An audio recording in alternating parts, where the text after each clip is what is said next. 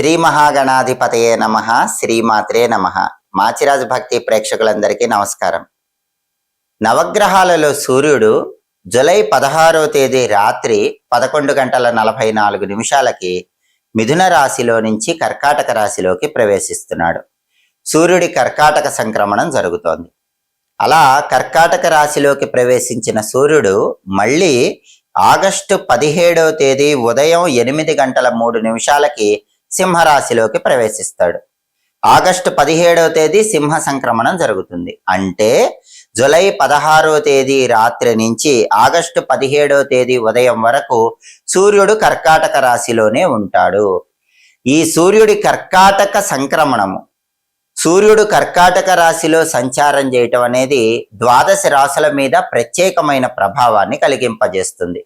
సూర్యుడు గ్రహాలకు రాజు కాబట్టి ద్వాదశ రాశుల మీద ఈ సూర్య సంచారంలో మార్పు కీలకమైనటువంటి ఫలితాలను నిర్దేశిస్తుంది. ఈ సూర్యుడి సంచారంలో మార్పు కొన్ని రాశులకు అనుకూల ఫలితాలు ఇస్తుంది, కొన్ని రాశులకు వ్యతిరేక ఫలితాలు ఇస్తుంది. అనుకూల ఫలితాలైనా వ్యతిరేక ఫలితాలైనా సూర్యుడి కారకత్వాన్ని బట్టి ఉంటాయని జ్యోతిష శాస్త్రంలో చెప్పడం జరిగింది. జ్యోతిష శాస్త్ర ప్రామాణిక గ్రంథాల్లో సూర్య భగవానుడికి సంబంధించి కొన్ని ప్రత్యేకమైన కారకత్వాలు చెప్పడం జరిగింది. ఆ కారకత్వాల్లో మొట్టమొదటిది ఏంటంటే సూర్య భగవానుడు ఉద్యోగంలో ప్రమోషన్లను కలిగింపజేస్తాడు. సూర్యుడు అనుగ్రహిస్తే ప్రమోషన్లు తొందరగా వస్తాయి, సూర్యుడి అనుగ్రహం లేకపోతే ప్రమోషన్లు ఆలస్యం అవుతూ ఉంటాయి. అలాగే సూర్య భగవానుడు రాజకీయ రంగంలో మంచి పురోభివృద్ధిని కలిగించటానికి కూడా కారకత్వం వహిస్తాడు. సూర్యుడి సంచారంలో మార్పు యోగిస్తే రాజకీయాల్లో అభివృద్ధి ఉంటుంది, యోగించకపోతే రాజకీయాల్లో పతనం ఏర్పడుతుంది.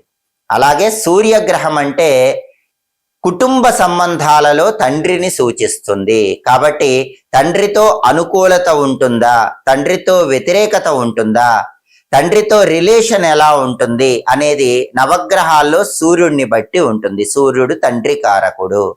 అలాగే తండ్రి తరపు బంధువులతో అనుకూలత ఉంటుందా, తండ్రి తరపు బంధువులతో వ్యతిరేకత ఉంటుందా అనేది కూడా సూర్యుడి సంచారం మీద ఆధారపడి ఉంటుంది.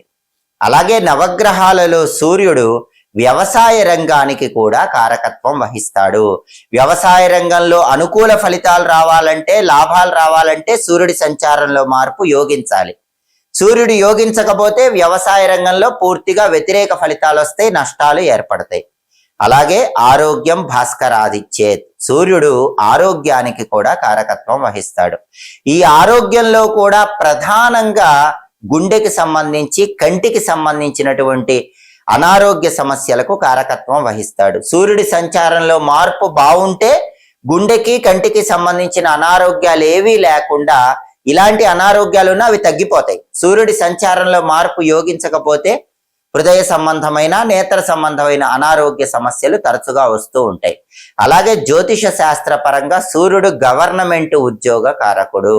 సూర్యుడి అనుగ్రహం ఉంటే, సూర్యుడి సంచారంలో మార్పు యోగిస్తే గవర్నమెంట్ ఉద్యోగ ప్రయత్నాలు అనుకూలిస్తాయి. సూర్యుడి సంచారంలో మార్పు యోగించకపోతే గవర్నమెంట్ ఉద్యోగం కోసం ఎన్ని ప్రయత్నాలు చేసినా ఆ ప్రయత్నాల్లో ఆటంకాలు వస్తూ ఉంటాయి. అలాగే సమాజంలో గౌరవ మర్యాదలు, కీర్తి ప్రతిష్టలు, సమాజంలో పరపతి హోదా లభించటానికి కూడా సూర్యుడు కారకత్వం వహిస్తాడు. సూర్యుడి సంచారంలో మార్పు యోగిస్తే సమాజంలో కీర్తి ప్రతిష్టలు పెరుగుతాయి, పరపతి పెరుగుతుంది. సూర్యుడి సంచారంలో మార్పు యోగించకపోతే సమాజంలో పరపతి తగ్గిపోతుంది, కీర్తి ప్రతిష్టలు తగ్గిపోతాయి. కీర్తి ప్రతిష్టలకు, గౌరవ మర్యాదలకు భంగం కలిగింపజేసే వ్యక్తులు సూర్యుడి సంచారం అనుకూలంగా లేకపోతే పెరుగుతారు. వీటన్నిటికీ కూడా సూర్య భగవానుడు ప్రాతినిధ్యం వహిస్తాడు. అలాగే జ్యోతిష శాస్త్ర గోచార గ్రంథాల ప్రకారం సూర్యుడు జన్మరాశి నుంచి లెక్క పెట్టినప్పుడు వచ్చే 3వ రాశిలో గాని, 6వ రాశిలో గాని, 10వ రాశిలో గాని, 11వ రాశిలో గాని ఉన్నట్లయితే అలాంటి సూర్యుడి సంచారం అనుకూల ఫలితాలను ఇస్తుంది. జన్మరాశి నుంచి లెక్క పెట్టినప్పుడు వచ్చే 3, 6, 10, 11 స్థానాలలో సూర్యుడు లేకుండా 3, 6, 10, 11 రాశుల్లో మన జన్మరాశి నుంచి లెక్క పెట్టుకున్నప్పుడు లేకుండా మిగిలిన స్థానాలలో, మిగిలిన రాశుల్లో సూర్యుడు ఉంటే ఆ సూర్యుడి సంచారం వ్యతిరేక ఫలితాలను కలిగింపజేస్తుంది. దీన్ని బట్టి సూర్యుడి కర్కాటక సంక్రమణం ద్వాదశ రాశులలో ఏ రాశులకు అనుకూల ఫలితాలు ఇస్తుందో, ఏ రాశులకు వ్యతిరేక ఫలితాలను ఇస్తుందో ఇప్పుడు మనం తెలుసుకుందాం. ద్వాదశ రాశులలో మొట్టమొదటి రాశి మేషరాశి. మేషరాశి వాళ్ళకి సూర్యుడి కర్కాటక సంక్రమణం 4వ స్థానంలో ఏర్పడుతోంది. 4వ స్థానంలో సూర్యుడు యోగించడు కాబట్టి మేషరాశి వాళ్ళు ఏ పనులు ప్రారంభించినా సరే ఆ పనులకు తరచుగా ఆటంకాలు ఏర్పడుతూ ఉంటాయి. ప్రతికూల పరిస్థితుల వల్ల అనుకున్న సమయానికి పనులు పూర్తి చేయలేకపోతూ ఉంటారు. అలాగే ఆరోగ్య విషయాల్లో కూడా కొంత ప్రతికూల పరిస్థితులు ఎదుర్కొంటూ ఉంటారు. మానసిక ఒత్తిడి, ఆందోళనలకు లోనవుతూ ఉంటారు. అలాగే ఏదో తెలియని అనుమానము, ఏదో తెలియని భయము మేషరాశి వాళ్ళని వెంటాడుతూ ఉంటుంది. కుటుంబంలో కూడా అన్నదమ్ములతో గాని బంధువులతో గాని సరిపడక అప్పుడప్పుడు గొడవలు వస్తూ ఉంటాయి. ఒక్కొక్కసారి జీవిత భాగస్వామితో, సంతానంతో కూడా వితండవాదనలు చేస్తూ ఉంటారు.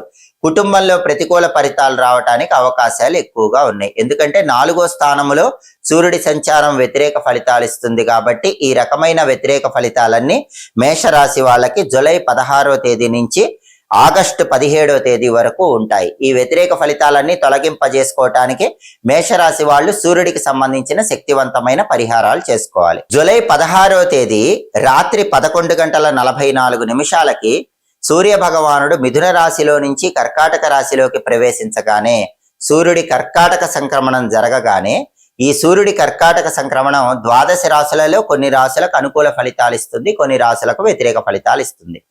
మళ్ళీ సూర్యుడు ఆగస్టు 17వ తేదీ ఉదయం 8:03 సింహరాశిలోకి మారే వరకు ద్వాదశ రాశుల వారికి సూర్యుడు ఇలాంటి ఫలితాలనే ఇస్తూ ఉంటాడు.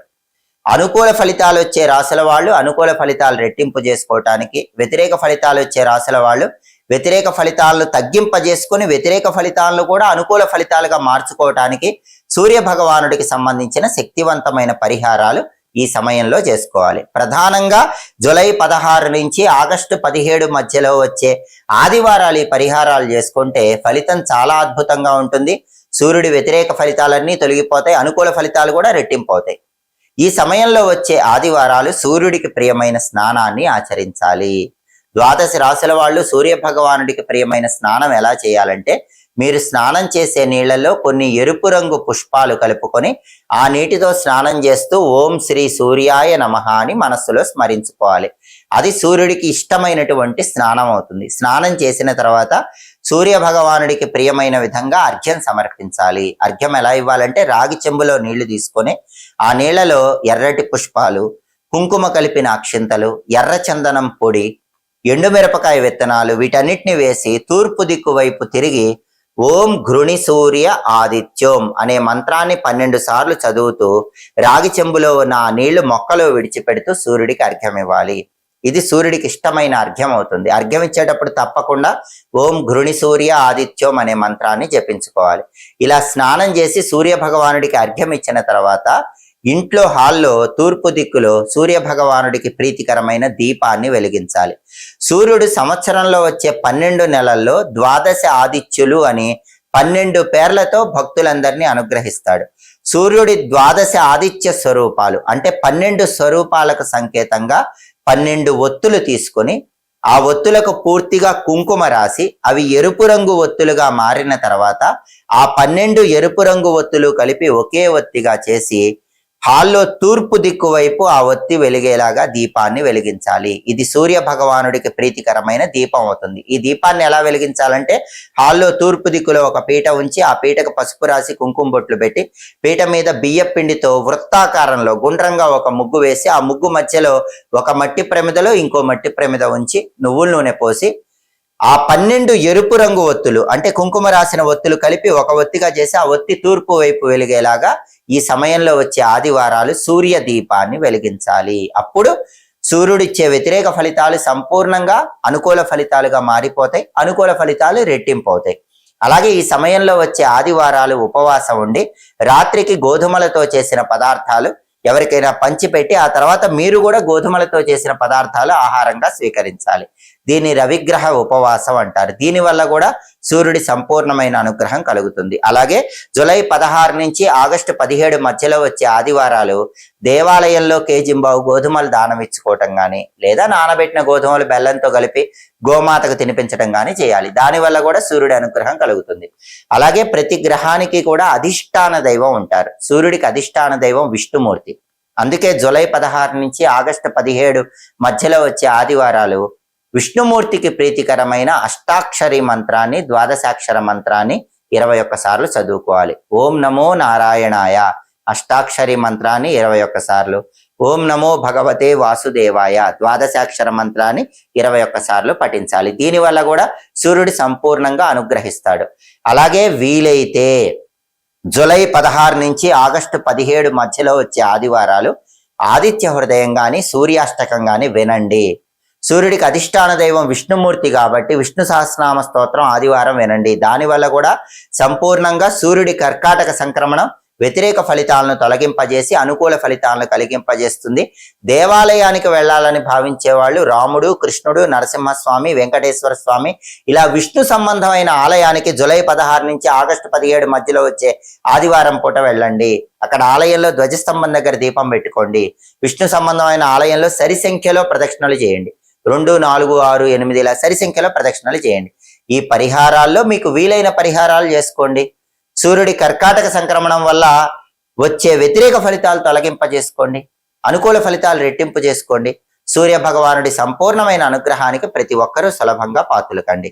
ఎప్పటికప్పుడు ఖగోళంలో గ్రహాల సంచారంలో వచ్చే మార్పును, ఆ మార్పు వల్ల 12 రాశుల వాళ్ళకి కలిగే ఫలితాలను తెలుసుకోవాలనుకుంటున్నారా? ఖగోళంలో గ్రహాల సంచారంలో మార్పు వ్యతిరేకంగా ఉన్నప్పుడు ఆ వ్యతిరేక ఫలితాలను అనుకూల ఫలితాలుగా మార్చుకోవటానికి పాటించాల్సిన పరిహారాలు తెలుసుకోవాలనుకుంటున్నారా? అయితే మాచిరాజు భక్తి ఛానల్ తప్పకుండా చూడండి. మా వీడియోస్ మీకు నచ్చినట్లయితే మా ఛానల్ లైక్ చేయండి, కామెంట్ చేయండి. మా ఛానల్ వీడియోస్ 10 మంది మిత్రులకు షేర్ చేయండి. మా ఛానల్ సబ్స్క్రైబ్ చేసుకోండి. పక్కనున్న బెల్ సింబల్ నొక్కటం మాత్రం మర్చిపోకండి. సర్వే జనాః సుఖినో భవంతు. స్వస్తి.